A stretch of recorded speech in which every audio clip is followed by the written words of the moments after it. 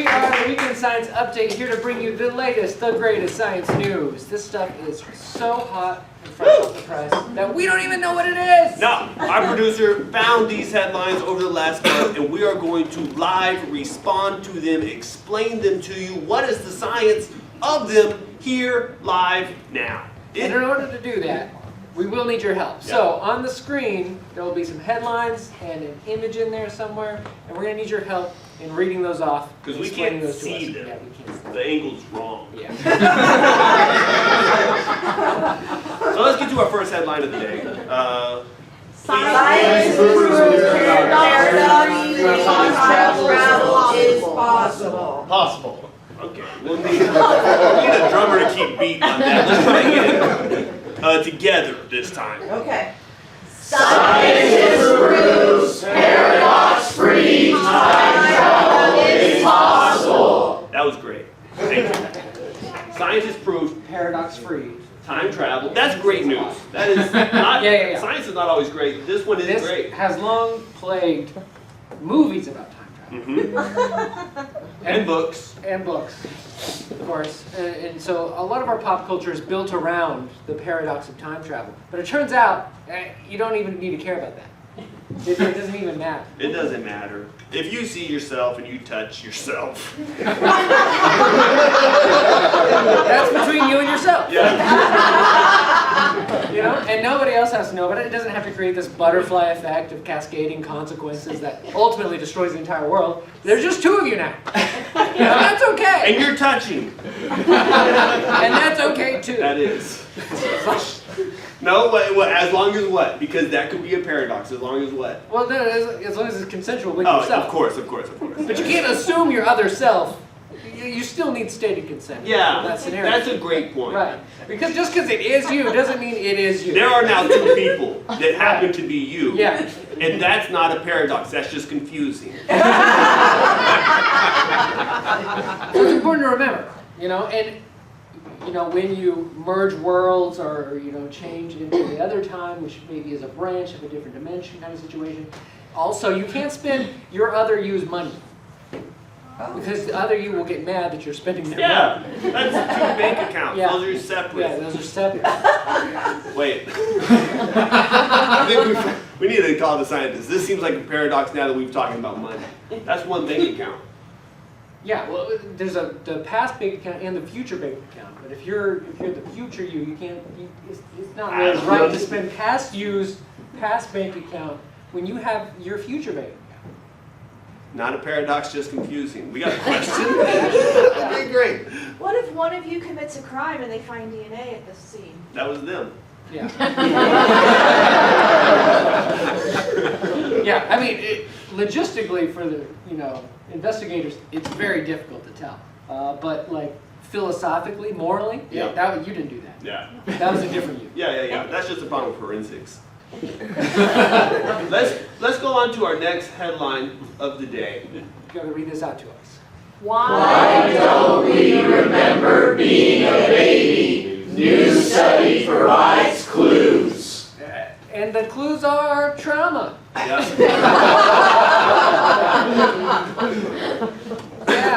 Yeah. Being a tiny person with no real ability to control your environment or affect change for yourself is traumatic. You shit yourself multiple times a day. You don't want to hold on to that. If you did, your self-esteem would be really low. Sometimes it's best to just move past some of the things and not remember them. Yeah, also you're growing a lot as a baby. That's a lot of growing pains. Yeah, your head is like changing state and like... And hardening at the same time? That's painful. What does that feel like? I'm glad I don't remember. Yeah. and if we did, we would be really, really messed up individuals. Your self-esteem would be really low, and you would know what real pain felt like. And with those two things combined, you would do some real damage to the people around you.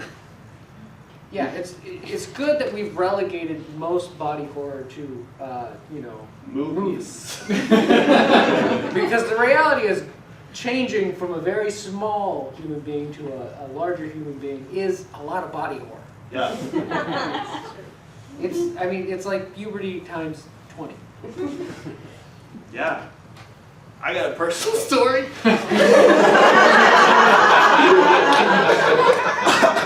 Share with the class. Yeah, I will. I'm kind of like a stepdad now, and one of the boys is 7, and my partner walked in the bathroom, and he's just chilling with an erection, just like. And he looks back and he's just like. That's changes, and those are good changes.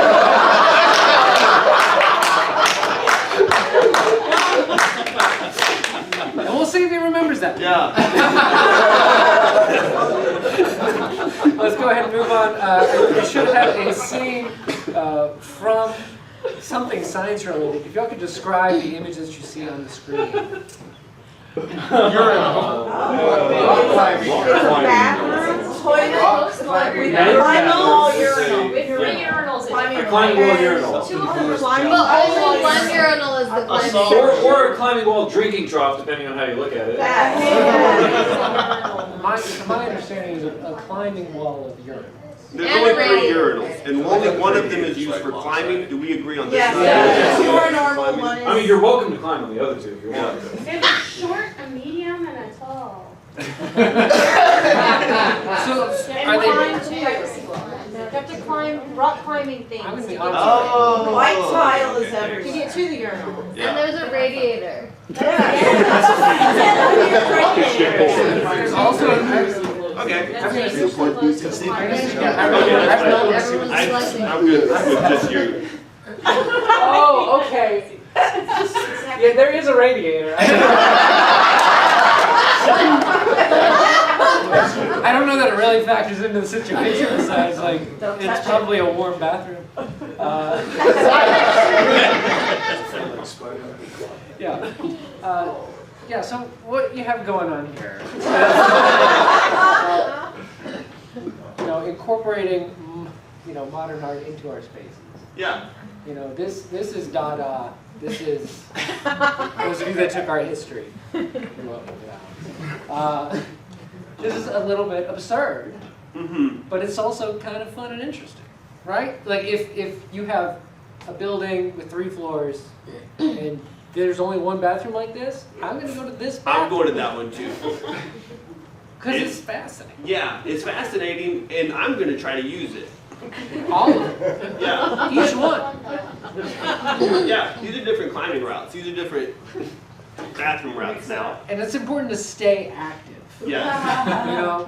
Our ancestors did not go into a safe environment to use the restroom. They had to always be on guard because saber-tooths were prowling. And restrooms smell. It creates a lot of smells. And so like saber-tooths would hone in on that and then prey on people as they were pooping. You're vulnerable for a long time in that situation. And this is another way we can go back to our roots, which is good for us. We need to be a little bit tense. We need to be a little bit more on guard. Yeah. That's what we were built for. That's what we're made for. Our lives have gotten too cushy, or maybe you have a desk job. Yeah. And you just send an email, and there's not enough pressure there. There's No. not a saber tooth that's going to bounce out of that reply Yeah. you got in a very long email chain. And you need to be prepared for a saber tooth to jump out of the email reply chain. That's not going to happen Yeah. because paradoxes don't exist. But it is good. It's just healthy for you to always be a little bit tense. And going to the restroom and thinking, am I going to fall and break my head on the tile floor right now? Is a good thought. It'll really make you think, do I really need to go? Because sometimes you're just going to go, Yeah. but you got to think about it. Do you Yeah. really need to go? What about the plumber that installed that? It's dangerous for him too. It's important that everybody's involved in accelerating the amount of danger Yes. on a day-to-day basis. That includes the plumber. Yeah, yeah, Of yeah. course, thank you for that, though. Yeah. We'll go ahead and move on to our last headline, if you could read this out for us. Humans have a long way to go in understanding a dog's emotions. That's right. You know, they're our best friends, but how well do we really know them? You know, we think it's all about dinner time and, you know, your favorite toy. But maybe there's more to it. Yeah, maybe they have a Pavlov's hierarchy that they're trying to achieve. And yeah, they need the shelter, they need that little igloo house. That's important. They need food twice a day, depending on their weight. They need the toy, they need the walks, but sometimes, you know, they need conversation. Yeah, You know? It's important that you share your day with them because they can't share their day with you necessarily through the English language. no, and that's frustrating. Yeah. Because they may have had a really shitty day and you wouldn't necessarily know. No, it's traumatizing to not be able to share what is going on with you with the people that you care about most. And that's also why being a baby is traumatizing. Because you can't say how you're feeling, you just gotta cry. And that's literally what dogs are doing. And they have no escape from that. They just get to bark and whine, and we have to interpret, and that sucks on their end. So maybe something you can do Yeah, is speak in their voice for them. yeah. That's right, narrate all the things they're doing as they're doing it. And maybe they'll feel heard. Yeah, absolutely. You're barking at the mailman. Fuck that guy. Join in. Yeah, participate in their activities. Yeah. They love tug of war. They love shitting in the yard. You can do that too. And you should, for your dog's well-being. And that's just one of the parts of Pavlov's hierarchy. They ultimately want achievement too, like all of us. That's right. And so they need, you know, a Best Dog of the Month award and a little plaque that they get and put on the wall. And that's designed by them. It's not you designing what a dog wants. You listen to what the dog wants to do through dialogue. That's the important part. Who do they want to be? Not a show dog. Not every dog That's wants what to be we a show want dog. for them. Yeah. We want our eyes to be like, ooh, pretty, so fluff. Don't do that to your dog. Sometimes they want to be a stinky dog and roll around in the mud. Yeah. And that's okay. Dead animals, that's okay too.